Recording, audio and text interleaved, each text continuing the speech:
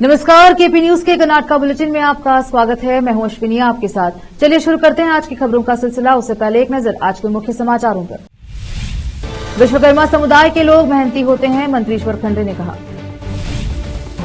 बीदर के नए उपायुक्त के रूप में मोहम्मद शकील ने पदभार संभाला। कलबुर्गी को 1685 करोड़ रुपए के निवेश से स्मार्ट सिटी के रूप में विकसित किया जाएगा, कर्नाटक के सीएम सिद्धरामैया ने की घोषणा। विजेंद्र हमारे नेता नहीं हैं, हम उन्हें स्वीकार नहीं करते, भाजपा के रमेश जारकीहोली ने कहा। सीएम सिद्धरामैया ने कल्याण कर्नाटक के विकास का किया वादा, कहा कलबुर्गी को स्मार्ट सिटी बनाने की योजना है।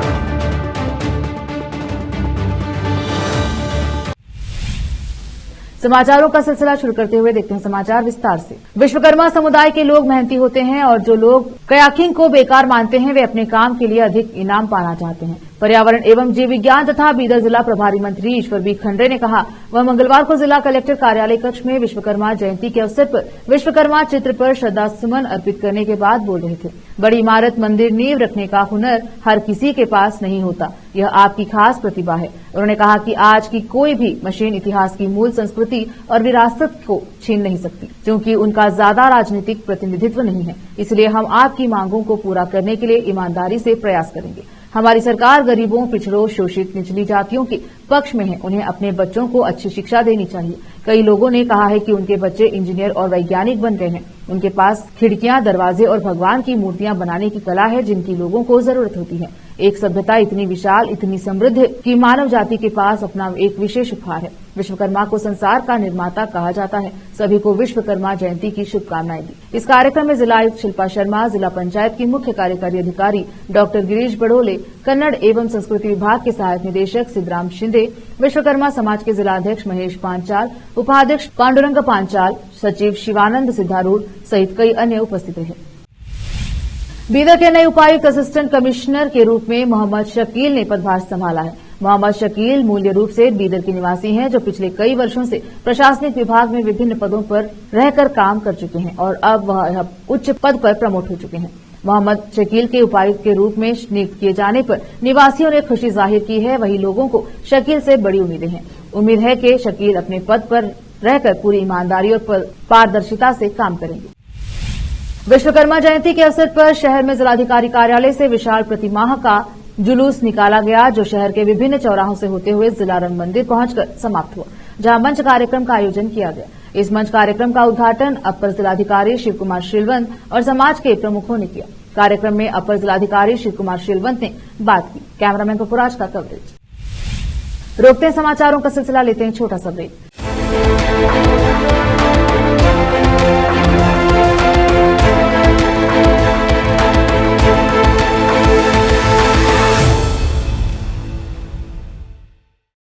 नूर एजुकेशन ट्रस्ट बीदर की ओर से चलाए जाने वाला Noor MEd and BEd college Bidar, recognized by NCTE Delhi and affiliated to Gulbarga University, Gulbarga. Admission are open for the academic year 2022-23.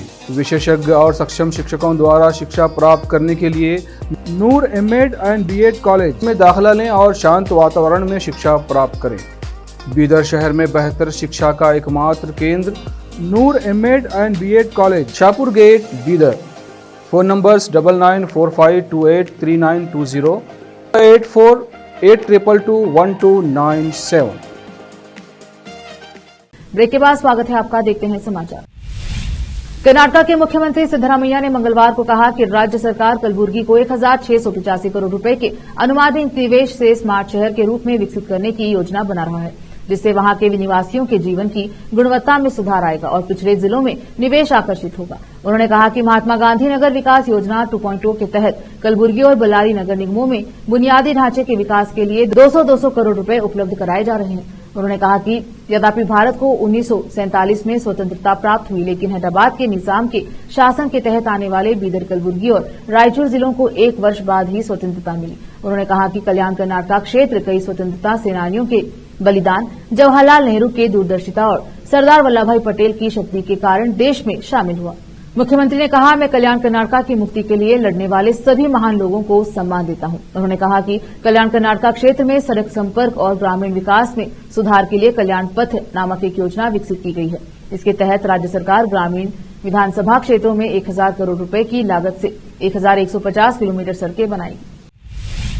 पूर्व मंत्री और गोकाक विधायक रमेश जारकीहोली ने कहा है कि वह भाजपा के प्रदेश अध्यक्ष बीवाई विजेंद्र के नेतृत्व को स्वीकार नहीं करते हैं, क्योंकि वह पार्टी के जूनियर थे और उन्होंने पार्टी पर भ्रष्ट होने का लेबल लगा दिया। उन्होंने कहा कि विजेंद्र के पास कोई विचारधारा नहीं है और हम उनके खिलाफ हैं। आलाकमान को यह तय करना होगा कि अगला प्रदेश अध्यक्ष कौन होना चाहिए। जारकीहोली ने सोमवार को शहर में संवाददाताओं से कहा कि वह विजेंद्र के प्रदेश अध्यक्ष पद पर बने रहने के खिलाफ। उन्होंने कहा कि हम पूर्व मुख्यमंत्री बीएस येदियुरप्पा का विरोध नहीं करते, क्योंकि वह भाजपा के निर्विवाद नेता थे और हम उनका सम्मान करते हैं, लेकिन विजेंद्र हमारे नेता नहीं थे।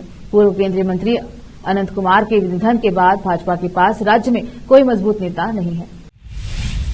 मुख्यमंत्री सिद्धरामैया ने आश्वासन दिया है कि राज्य सरकार कलबुर्गी को स्मार्ट सिटी के रूप में विकसित करने की योजना बना रही है, जिस पर अनुमानित 1685 करोड़ रुपए का निवेश होगा, ताकि वहां के निवासियों के जीवन स्तर में सुधार हो सके और पिछड़े जिलों में निवेश आकर्षित किया जा सके।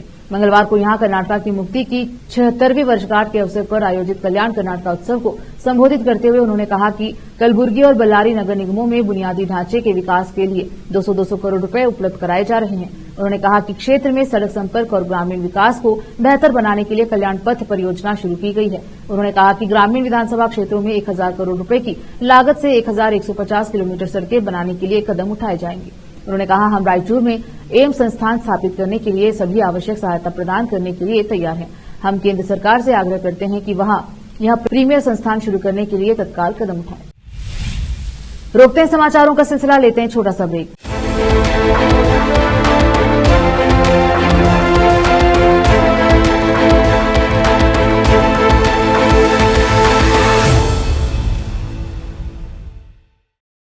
नूर एजुकेशन ट्रस्ट बीदर की ओर से चलाए जाने वाला Noor MEd and BEd college Bidar, recognized by NCTE Delhi and affiliated to Gulbarga University, Gulbarga. Admission are open for the academic year 2022-23. विशेषज्ञ और सक्षम शिक्षकों द्वारा शिक्षा प्राप्त करने के लिए नूर एमएड एंड बीएड कॉलेज में दाखिला लें और शांत वातावरण में शिक्षा प्राप्त करें। बीदर शहर में बेहतर शिक्षा का एकमात्र केंद्र Noor MEd and BEd college, Shahpur gate, Bidar. Phone numbers 9945283920 8482221297। Break के बाद स्वागत है आपका, देखते हैं समाचार। कर्नाटक के गृह मंत्री जी परमेश्वर ने मंगलवार को कहा कि नागमंगला में हुई हिंसा में प्रतिबंधित popular front of India PFI से जुड़े बाहरी लोगों की कथित भूमिका की जांच की जाएगी और जांच रिपोर्ट के आधार पर कार्यवाही की जाएगी। मांड्या जिले के शहर में गणेश प्रतिमा जुलूस के दौरान दो समूहों के बीच झड़प हो गई, जिसके बाद भीड़ ने कई दुकानों और वाहनों को निशाना बनाया, जिससे 11 सितंबर की रात तनाव पैदा हो गया। परमेश्वर ने यहां संवाददाताओं से कहा कि हर चीज की जांच की जाएगी। रिपोर्ट मिलने पर हम निर्णय लेंगे। हम किसी को नहीं बचाएंगे और अनावश्यक रूप से किसी को दंडित नहीं किया जाएगा। हम जांच रिपोर्ट के आधार पर तथ्यों पर गौर करेंगे और उसके अनुसार कार्यवाही करेंगे। उन्होंने बताया कि 2 अधिकारियों, पुलिस उपाधीक्षक और निरीक्षक को पहले ही निलंबित कर दिया गया है तथा कहा गया है कि रिपोर्ट के आधार पर कार्यवाही की जाएगी। उत्पीड़न और जातिवादी दुर्व्यवहार के आरोप में भाजपा विधायक मुनिरत्ना को सोमवार को सीने में दर्द की शिकायत के बाद बेंगलुरु के जयदेव अस्पताल में भर्ती कराया गया। अस्पताल सूत्रों ने पुष्टि की है कि मुनिरत्ना को सोमवार शाम 7:30 बजे अस्पताल लाया गया और किसी भी स्वास्थ्य समस्या की जांच के लिए उनका परीक्षण किया गया। बताया जाता है कि शाम को उन्हें सीने की दर्द की शिकायत के बाद उन्हें पहले बोरिंग अस्पताल ले जाया गया, जिसके बाद उन्हें आगे की पूछताछ के लिए अशोकनगर पुलिस स्टेशन में ले जाया गया और शाम को उन्होंने सीने में दर्द की शिकायत की, जिसके बाद उन्हें पहले बोरिंग अस्पताल ले जाया गया, जिसके बाद उन्हें आगे की पूछताछ के लिए अशोकनगर पुलिस स्टेशन लाया गया। उच्चतम न्यायालय ने मंगलवार को कर्नाटक के उप मुख्यमंत्री डीके शिवकुमार और राज्य सरकार को उस याचिका पर नोटिस जारी किया जिसमें उन्होंने के खिलाफ आय से अधिक संपत्ति के मामले की जांच के लिए सीबीआई को दी गई सहमति वापस लेने को लेकर सवाल उठाया गया। न्यायमूर्ति सूर्यकांत और न्यायमूर्ति उज्जवल भुइया की पीठ ने कर्नाटक के भाजपा विधायक बसवनगौड़ पाटिल यत्नाल द्वारा दायर याचिका पर राज्य सरकार और वरिष्ठ कांग्रेस नेता से जवाब मांगा। याचिकाकर्ता ने कर्नाटक उच्च न्यायालय के 29 अगस्त 2024 के आदेश को चुनौती दी, जिसमें उसकी याचिका खारिज कर दी गई थी। शुरुआत में पीठ ने पूछा कि सर्वोच्च न्यायालय के समक्ष अपील दायर करने के लिए संविधान का अनुच्छेद 131 यहां कैसे लागू होगा, क्योंकि यह राज्य और राज्य सीबीआई के बीच का मामला है।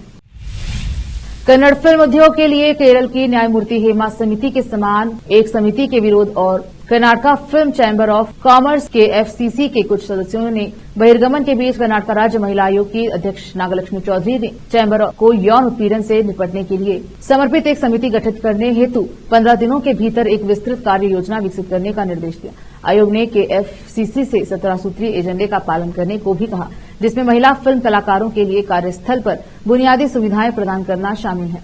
बैठक में समिति के गठन के पक्ष और विपक्ष में गर्मागर्म बहस हुई और तनाव बढ़ने पर कुछ सदस्यों के चले जाने से विवाद की स्थिति पैदा हो गई। महिला आयोग ने निर्देशानुसार केएफसीसी द्वारा बुलाई गई बैठक में चैम्बर से यौन उत्पीड़न रोकथाम समिति बनाने के लिए योजना प्रस्तावित करने या क्यों नहीं किया जा सका, इसका स्पष्टीकरण देने को कहा गया।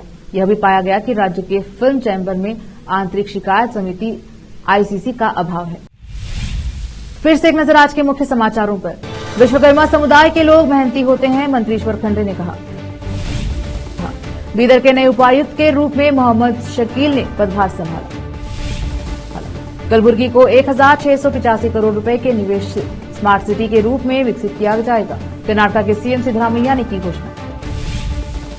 विजेंद्र हमारे नेता नहीं हैं, हम उन्हें स्वीकार नहीं करते, भाजपा के रमेश जारकीहोली ने कहा। सीएम सिद्धरामैया ने कल्याण कर्नाटक के विकास का किया वादा, कहा कलबुर्गी को स्मार्ट सिटी बनाने की योजना है। केपी न्यूज के कर्नाटका बुलेटिन में अब तक के लिए इतना ही। देखते रहिए केपी न्यूज 24/7। धन्यवाद।